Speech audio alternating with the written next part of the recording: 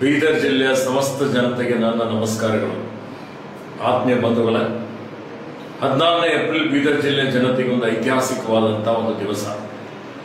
14ನೇ ತಾರೀಕಿಗೆ ಈ ರಾಜ್ಯದ ಜನಪ್ರಿಯ ಮುಖ್ಯಮಂತ್ರಿಗಳಾದಂತಹ ಸನ್ಮಾನ್ಯ ಶ್ರೀ ಸಿದ್ದರಾಮಯ್ಯಜಿ ಅವರು, ಉಪಮುಖ್ಯಮಂತ್ರಿಗಳಾದಂತಹ ಮಾನ್ಯ ಶ್ರೀ ಡಿ ಕೆ ಶಿವಕುಮಾರ್ ಅವರು ಮತ್ತು ವಿವಿಧ ಇಲಾಖೆಯ ಸಚಿವರುಗಳು ಬೀದರ್ ಜಿಲ್ಲೆಗೆ ಆಗಮಿಸಲಿದ್ದಾರೆ. ಅಂದು ಜಿಲ್ಲೆಗೆ ಆಗಮಿಸಿದ ನಂತರ ಸುಮಾರು 1.5 ವರ್ಷಗಳಿಂದ ಸ್ಥಗಿತಗೊಂಡಿರುವಂತಹ ನಾಗರಿಕ ವಿಮಾನಯಾನ ಸೇವೆ ಇದಕ್ಕೆ ಮಾನ್ಯ ಮುಖ್ಯಮಂತ್ರಿಗಳು ವಿದ್ಯುಕ್ತವಾಗಿ ಚಾಲನೆ ಕೊಡುವರಿದ್ದಾರೆ. ಅದಾದ್ಮೇಲೆ ಸಾಯಂಕಾಲ 4 ಗಂಟೆಗೆ ನೆಹರು ಕ್ರೀಡಾಂಗಣದಲ್ಲಿ ಬೀದರ್ ಜಿಲ್ಲೆಯಾದ್ಯಂತ ಒಂದು ಸುಮಾರು 22 ತಿಂಗಳಲ್ಲಿ ನಮ್ಮ ಸರ್ಕಾರ ಹೊಸದಾಗಿ ಅಧಿಕಾರಕ್ಕೆ ಬಂದ ಮೇಲೆ ನಾವು ಯೋಜನೆಗಳು ಇವತ್ತು ಪೂರ್ಣಗೊಂಡಿದ್ದಾವೆ ಮತ್ತು ಅನೇಕ ಕಾರ್ಯಕ್ರಮಗಳು ನಾವು ಪ್ರಾರಂಭ ಮಾಡಿದ್ದೇವೆ.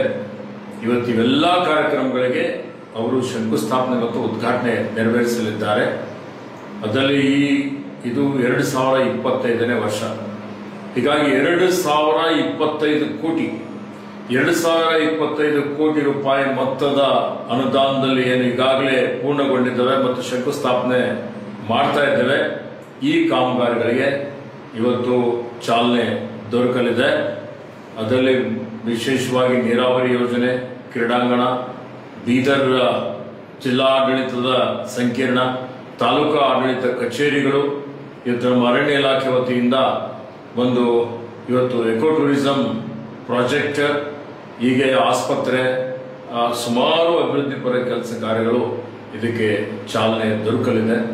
ಹೀಗಾಗಿ ನಾನು ತಮ್ಮೆಲ್ಲರಿಗೆ ವಿನಂತಿ ಮಾಡ್ತಾ ಇದ್ದೇನೆ, ಅಂದು ಸಾಯಂಕಾಲ 4 ಗಂಟೆಗೆ ನೆಹರು ಕ್ರೀಡಾಂಗಣದಲ್ಲಿ ಬೃಹತ್ತಾಗಿ ನಡೆಯುವಂತಹ ಈ ಒಂದು ಕಾರ್ಯಕ್ರಮದಲ್ಲಿ ತಾವು ಸಹಸ್ರ ಸಂಖ್ಯೆಯಲ್ಲಿ ಬಂದು ತಮ್ಮ ಸ್ನೇಹಿತರಿಗೆ ಕರ್ಕೊಂಡು ಬಂದು ಈ ಅಭೂತಪೂರ್ವವಾದಂತಹ ಕಾರ್ಯಕ್ರಮಕ್ಕೆ ತಾವು ಸಾಕ್ಷಿ ಆಗಬೇಕು ಅಂತ ಹೇಳಿ ಪ್ರಾರ್ಥನೆ ಮಾಡುತ್ತೇನೆ.